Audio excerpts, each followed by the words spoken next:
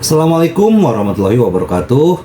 Salam sejahtera buat kita semua. Semoga kita semua dalam keadaan sehat jasmani dan rohani, tidak kekurangan satu apapun. Amin ya robbal alamin. Oke, Mimin akan melanjutkan cerita Liontin Giok Naganya. Tapi seperti biasa, bantu dulu tekan tombol like dan berkomentar juga Tuan dan Nona. Terima kasih sesudah dan sebelumnya. Oke, mari kita lanjutkan saja ceritanya. Yes. Bab 2313 sampai bab 2316. Setelah ketiga orang itu melewati pintu rahasia, pertama-tama mereka melihat lorong gelap yang tidak panjang. Jaraknya sekitar 40 atau 50 meter, menuruni lereng, sepertinya ruang rahasia itu dibangun di bawah tanah. Setelah berjalan menyusuri lorong sampai akhir, Anda sampai di tengah-tengah ruangan batu besar. Ruangan batu ini luasnya sekitar 500 meter persegi, dengan banyak patung berdiri di sekitarnya. Yang mengerikan adalah meskipun patung-patung ini berbentuk manusia, namun diukir dengan sangat hati-hati, dan masing-masing mengenakan pakaian seperti peri. Namun semua patung dewa ini terlihat seperti rubah duniawi dengan wajah jelek. Masing-masing patung ini tingginya sekitar 3 meter, semuanya menundukkan kepala dan membentuk lingkaran, seolah-olah sedang mengawasi ketiga penyusup tersebut. Begitu Yusinlan masuk, wajahnya menjadi pucat karena ketakutan dan dia bersembunyi di belakang Ye Chong. Dan Ruis berkata, "Sial, kita benar-benar telah tiba di kuil Tao Tu Daxian." Yusinlan mendengus dan berkata, "Binatang buas yang berbahaya ini biasanya tidak tahu bagaimana mengumpulkan kebajikan dan melakukan perbuatan baik, dan mereka bahkan bermimpi untuk menjadi abadi. Benar-benar konyol." Pada saat ini, Ye Chong tidak berbicara, karena dia terus menatap kolam air di tengah banyak patung. Kolamnya tidak besar, diameternya kurang dari 1 meter, kira-kira seukuran lingkaran. Namun, tampaknya meski kolam ini tidak besar, namun tak berdasar. Kolam air tersebut berisi cairan berwarna hijau muda, dikatakan air tetapi tidak terlihat seperti air, tidak diketahui komposisinya, permukaan cairan sangat tenang, namun tampak mengalir dengan cahaya hijau. Ye Chong sangat gembira saat melihat kolam ini, karena dia tahu inilah yang dia cari, tempat berkumpulnya rohin. Benar saja, di tanah di sekitar kolam, ada jenis batu jernih yang telah diberikan penghormatan oleh rubah tanah kecil kepadanya sebagai ganti bumi abadi. Akhirnya ketemu, energi rohin di sini cukup untuk menghidupkan kembali Zhao Lubai, dan Ye Chong sangat gembira. Setelah itu, Ye Chong dengan hati-hati memeriksa sekeliling dan menemukan bahwa tidak ada yang istimewa. Dia merasa lebih nyaman dan mulai bersiap dengan penuh semangat untuk menyelamatkan Zhao Lubai. Pertama, Ye Chong dengan hati-hati menemukan tubuh Zhao Lubai dari senjata ajaib luar angkasa. Zhao Lubai jatuh dari tempat yang tinggi untungnya. Pada saat itu, Zhao Lubai memiliki perlindungan Qi yang melindungi tubuh dari Ye Chong, dan tubuhnya tidak rusak. Hanya ada bekas luka besar di bahu kirinya, tapi ini tidak mempengaruhi kebangkitan Zhao Lubai. Ketika Yusinlan melihat bahwa tubuh yang terawat baik itu adalah milik seorang wanita yang sangat cantik, entah kenapa, dia tiba-tiba merasa cemburu di dalam hatinya. Dia tidak tahu mengapa Ye Chong, pria yang tampak biasa saja, memiliki begitu banyak wanita cantik di sekelilingnya. Belum lagi Linglong dan Cinderella di atas, dan Fleur kecil yang pemalu itu. Bahkan tubuh yang dibawanya pun begitu indah. Yusinlan sangat cemburu sehingga dia bahkan lupa memperhatikan mengapa Ye Chong memiliki kebiasaan membawa mayat bersamanya. Tepat ketika Yusinlan sedang berpikir liar, Ye Chong telah memasukkan Zhao Lubai ke dalam cairan. Dia menggunakan semburan energi sejati untuk menjaga tubuh Zhao Lubai tetap terendam dalam cairan, sementara kepalanya masih terbuka. Kemudian, Ye Chong mengeluarkan jimat batu giok, yang berisi jejak kesadaran dan jiwa Zhao Lubai. Segera setelah itu, Ye Chong melantunkan mantra, menarik jiwa Zhao Lubai keluar dari jimat giok, dan menghembuskannya ke telapak tangan kirinya. Pada saat yang sama, salah satu tangannya mengulurkan jarinya dan dengan lembut menyentuh alis Zhao Lubai.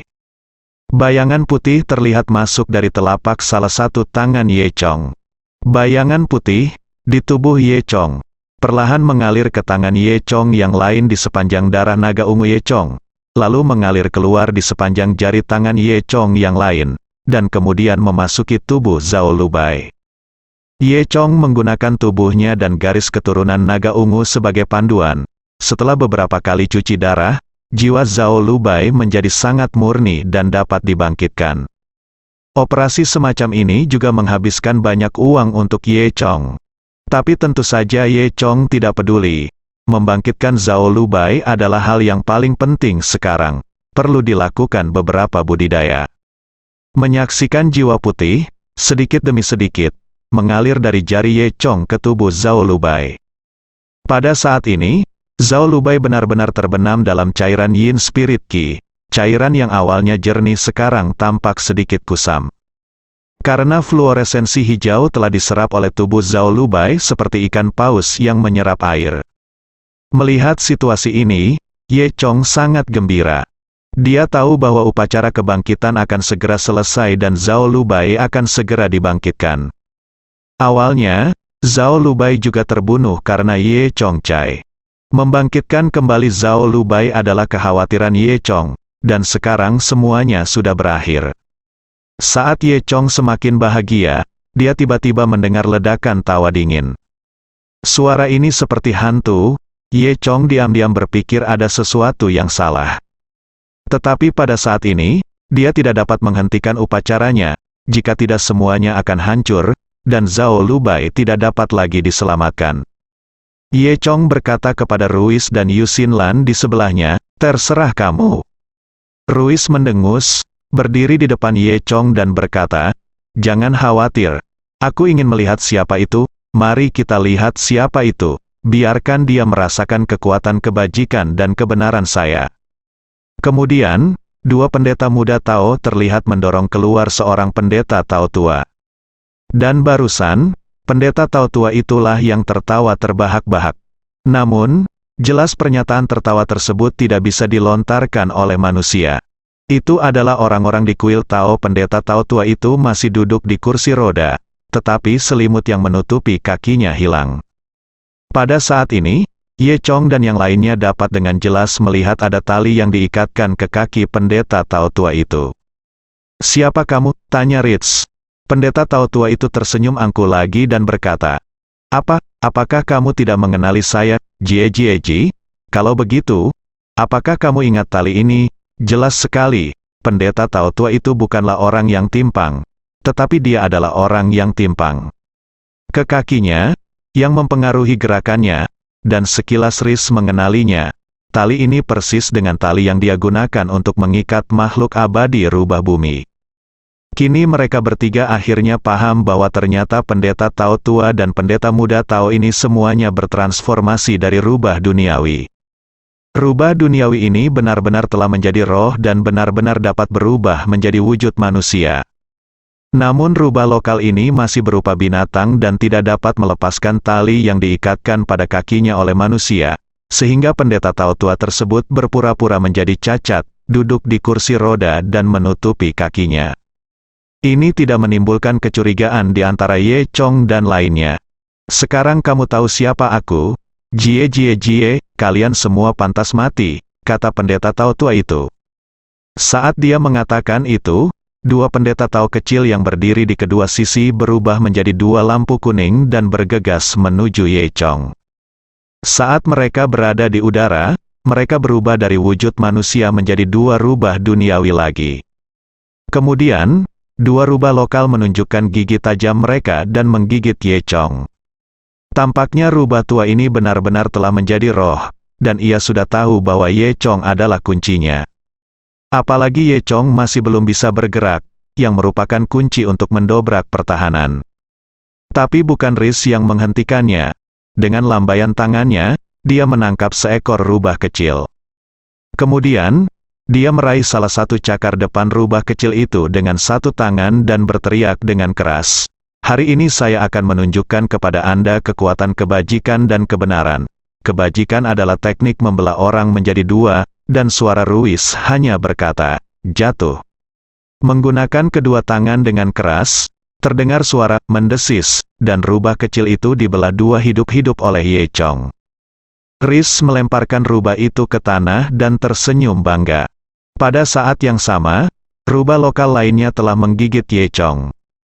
Pada saat kritis, Yu Xinlan berbaring di depan Ye Chong. Meskipun Yu Xinlan, sebagai seorang gadis, lebih takut dengan lingkungan sekitarnya, dia hanya takut pada hantu dan hal-hal halus lainnya. Padahal, jika terjadi pertarungan sungguhan, Yu Xinlan tidak lemah. Pedang peri Yu Xinlan memancarkan cahaya dingin dan membelah rubah kecil menjadi dua. Ketika rubah bumi abadi besar melihat kedua murid dan cucunya telah terbunuh, dia sangat marah dan melolong beberapa kali lagi. Akibatnya, hanya ada ledakan langkah kaki yang kacau di sekitar, dan rubah kecil yang tak terhitung jumlahnya segera bermunculan dari balik patung. Semua rubah lokal ini menyerang Ye Chong dan yang lainnya. Meskipun Ruiz dan Yu Xinlan kuat, mereka hanya bisa melindungi Ye Chong dan mencegah rubah lokal menyentuh Ye Chong. Tiba-tiba, rubah-rubah itu datang seperti air pasang, dan di bawah kaki mereka, tubuh rubah-rubah itu menumpuk seperti gunung. Namun, rubah lokal ini menatap serangan terus-menerus dari ketiga orang itu seolah-olah mereka kesurupan. Tiba-tiba, makhluk abadi rubah bumi melompat dan berubah menjadi prototipe aslinya. Kemudian dia melihat celah di udara dan menggigit Ye Chong, Yi Kuyu. Di sarang rubah asli ini, tampaknya kekuatan sihir rubah asli ini telah ditingkatkan. Mereka bukan lagi binatang biasa, tetapi memiliki kekuatan yang sangat kuat. Melihat ini, rubah abadi setempat hendak menggigit Ye Chong. Pada saat ini, Ruiz dan Yu Xinlan terjerat oleh rubah kecil di sekitar mereka, dan tidak ada cara untuk membantu Ye Chong. Earth Fox Immortal telah menempatkan dirinya di dekat Ye Chong. Situasinya kritis, Ye Chong mengerutkan kening. Untungnya, jiwa Zhao Lubai telah melewati tubuh Ye Chong dan perlahan mengalir keluar. Adapun tangan kiri yang mengalir ke dalam jiwa, untuk sementara sudah tidak bisa digunakan lagi. Saya melihat Ye Chong mengangkat tangan kirinya, menjentikkan jarinya, dan percikan api muncul, menembaki Earth Fox Immortal. Earthly Fox Immortal tertembak oleh percikan api, dan dengan letupan, dia terjatuh ke tanah, berguling-guling, lalu berdiri lagi, menyeringai pada Ye Chong. Ye Chong baru saja melakukan tindakan yang kuat, meskipun dia sangat berhati-hati, hal itu masih berdampak pada Zhao Lubai.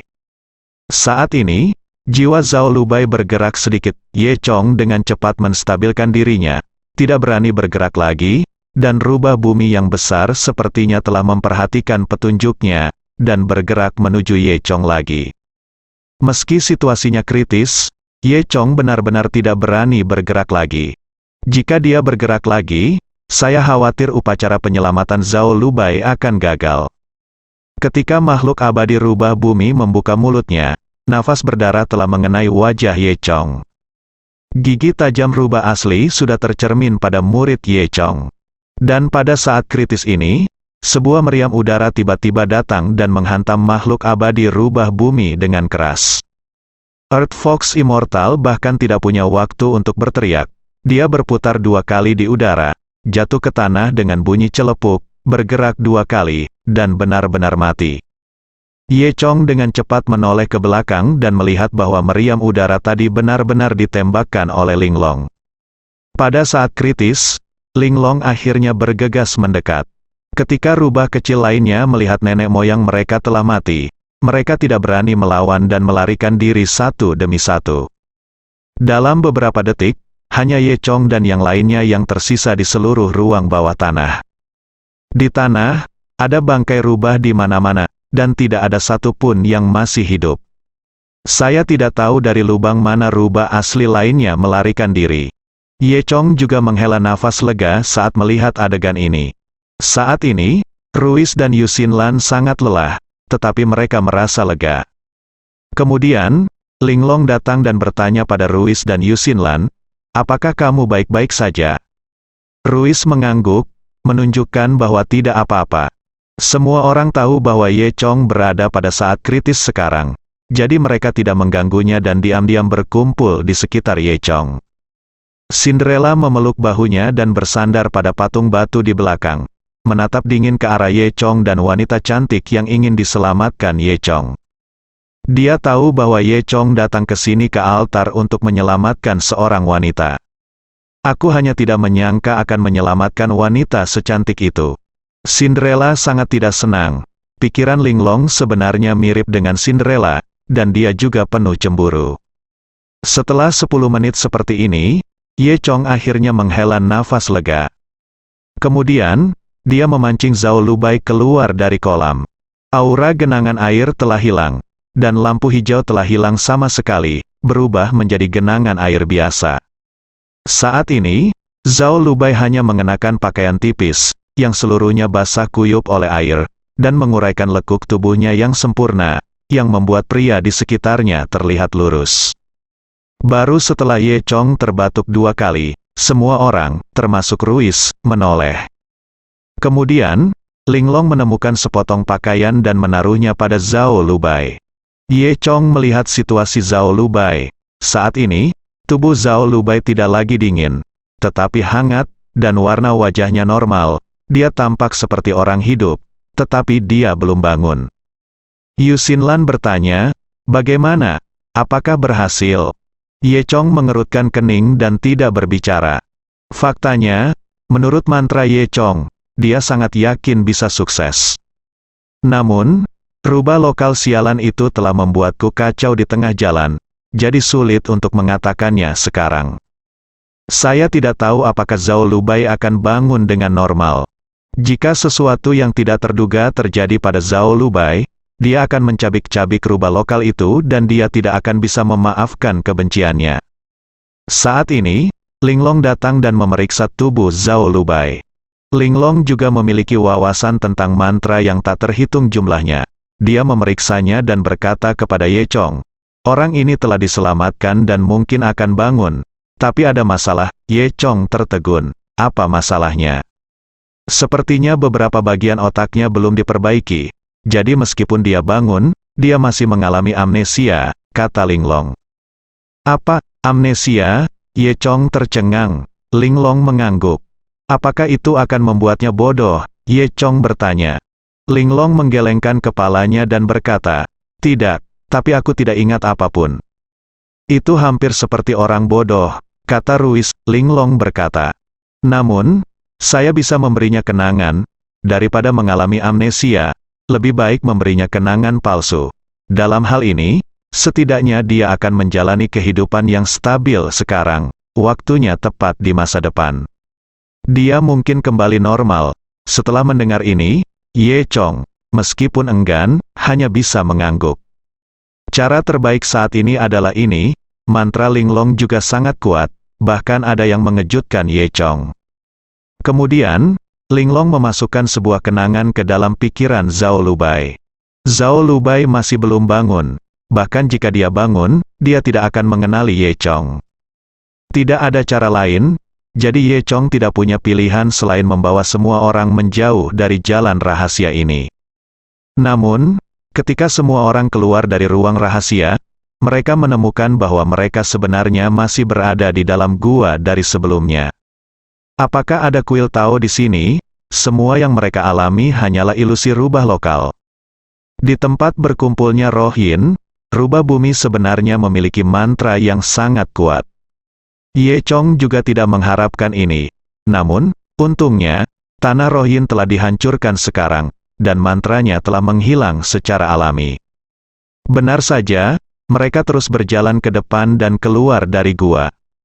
Kali ini, dia benar-benar keluar dari dunia bawah tanah. Mereka sampai di sekelompok gunung di belakang Gunung Yinling. Diperkirakan saat ini para pembunuh telah mengetahui bahwa mereka telah menghilang. Tentu saja tidak masalah, mereka tidak dapat menemukannya di sini. Semua orang kemudian turun gunung dan kembali ke wilayah kultus penyihir Baihua. Orang-orang Cinderella juga mengikuti. Atas desakan Ye Chong, Cinderella tidak punya pilihan selain berjabat tangan dengan Linglong dan berdamai, bersumpah untuk tidak bertengkar lagi. Sekarang, Cinderella tahu bahwa dia bukan tandingan Ye Chong. Meskipun saya tidak mau melakukannya, Ini adalah satu-satunya cara saya bisa melakukannya.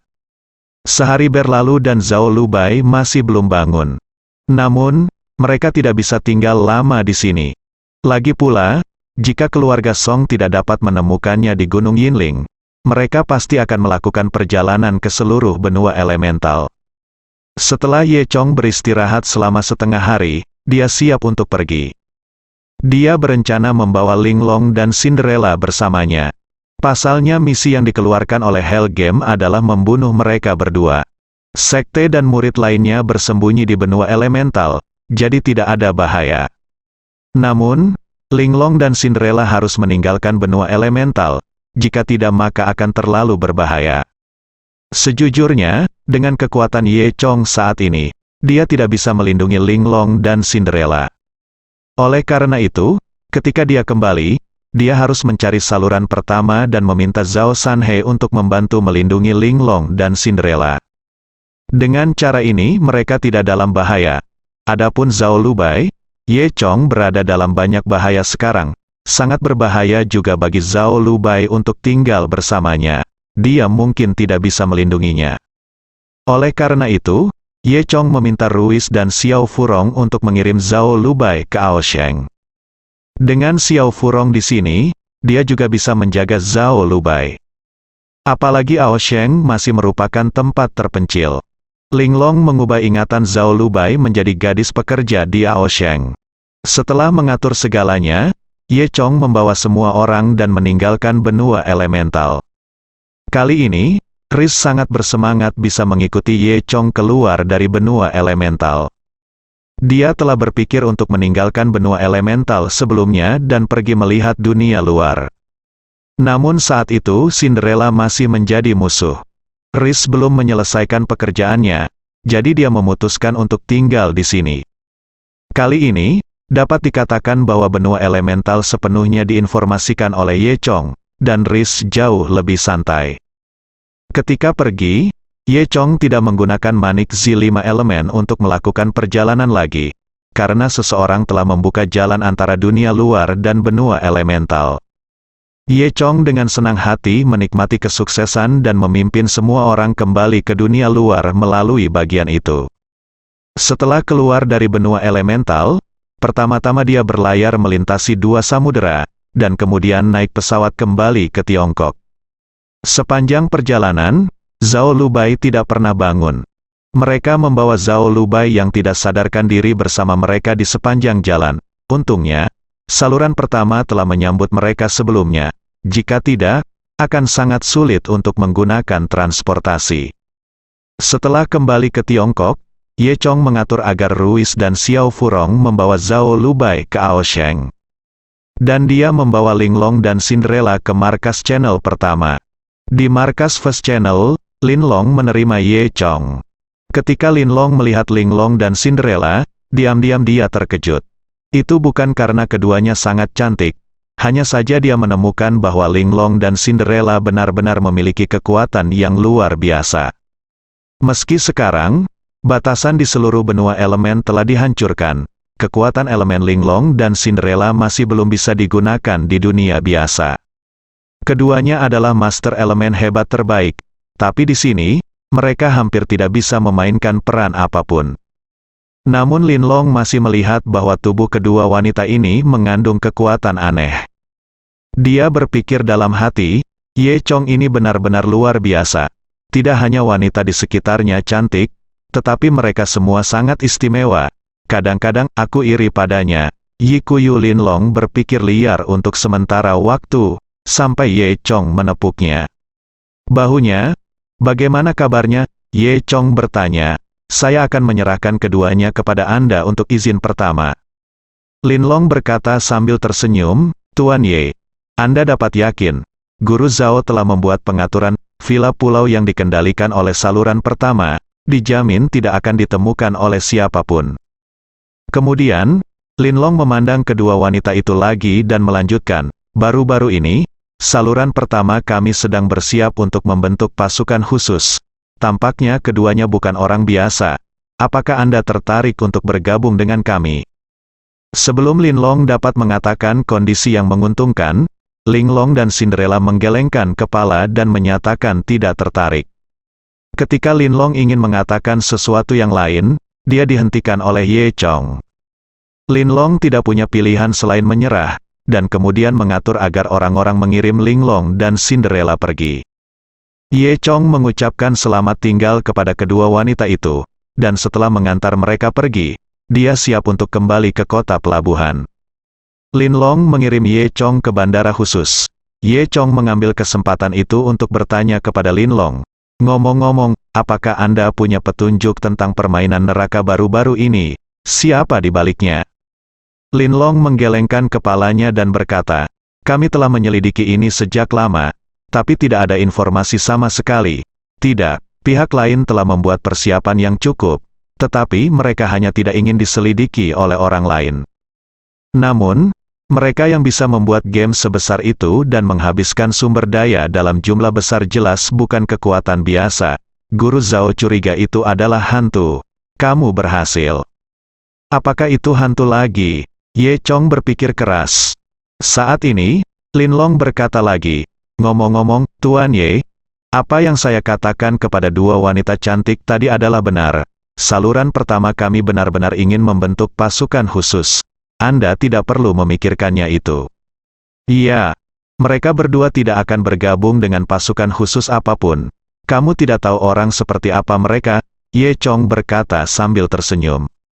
Linlong tersenyum dan berkata, "Oke, tentu saja Anda tidak dapat menemukannya. Saya ingin tahu apakah Tuan Ye punya kandidat yang cocok untuk direkomendasikan." Ye Chong berpikir sejenak dan berkata, "Jangan bilang, saya benar-benar punya yang cocok orang-orang di sini." Linlong tahu bahwa kandidat yang direkomendasikan oleh Ye Chong pasti yang terbaik. Jadi dia bertanya, "Siapa itu?" Ye Chong tidak menjawab, tetapi langsung mengeluarkan ponselnya dan menelepon Pan Wei. Pan Wei, julukan Mao Mao, memiliki hubungan dekat dengan Ye Chong. Dia adalah anggota kelompok tentara bayaran Fengshen, dan Ye Chong juga merupakan instruktur kelompok tentara bayaran ini. Ye Chong menelepon dan menjelaskan maksudnya. Dia ingin Pan Wei dan anggota kelompok tentara bayaran lainnya berpartisipasi dalam pemilihan saluran pertama. Jika Anda bisa bergabung dengan saluran pertama, itu akan jauh lebih baik daripada berada di grup tentara bayaran. Setelah mendengar apa yang dikatakan Ye Chong, Pan Wei langsung setuju.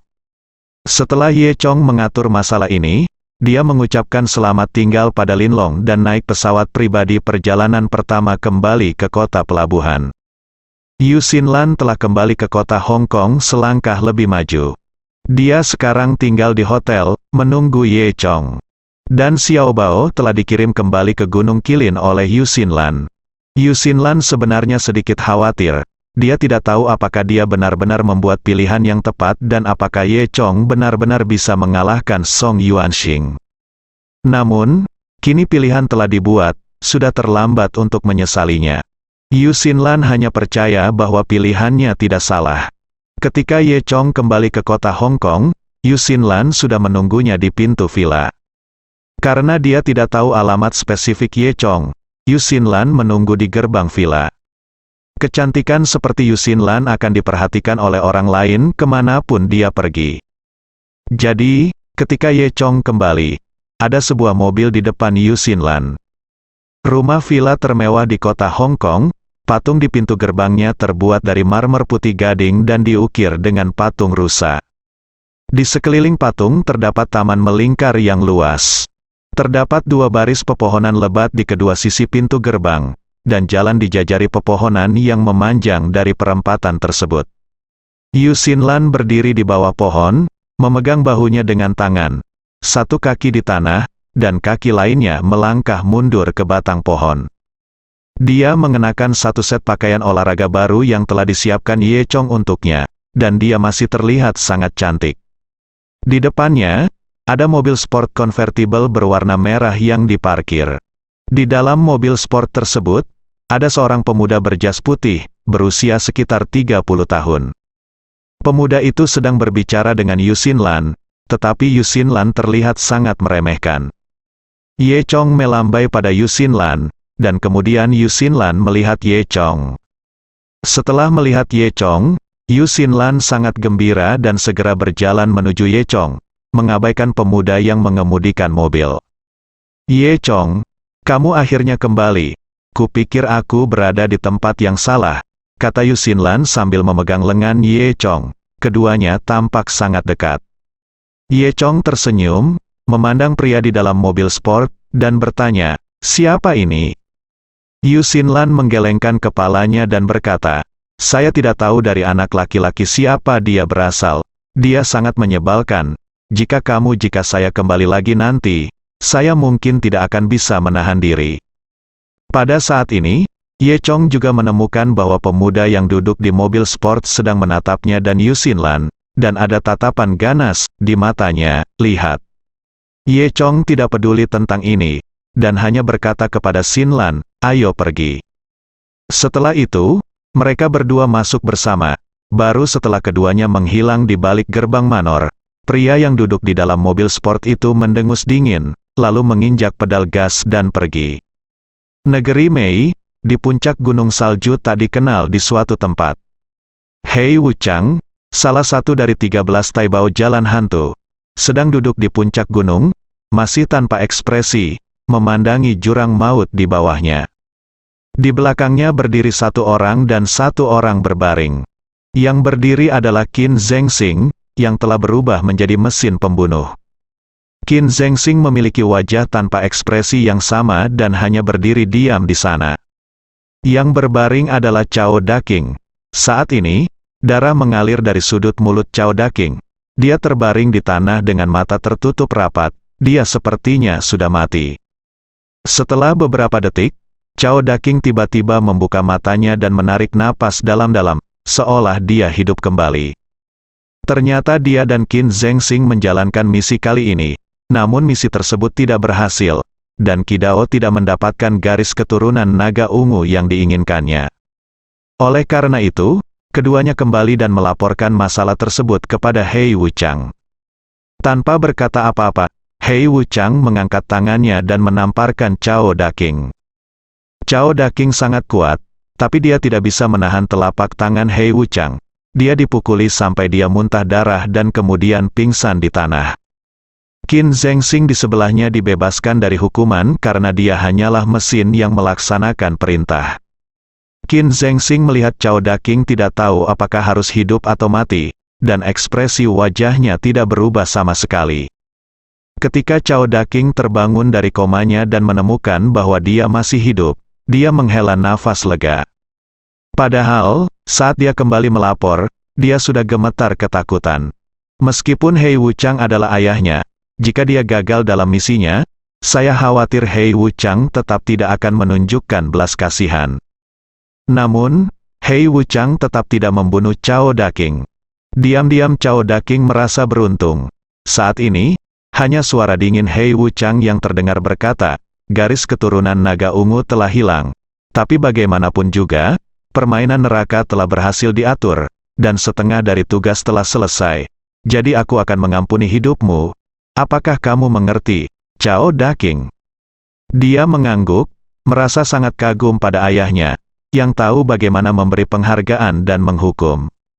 Kemudian, Hei Wuchang melanjutkan, garis keturunan naga ungu benar-benar diambil oleh Ye Chong itu.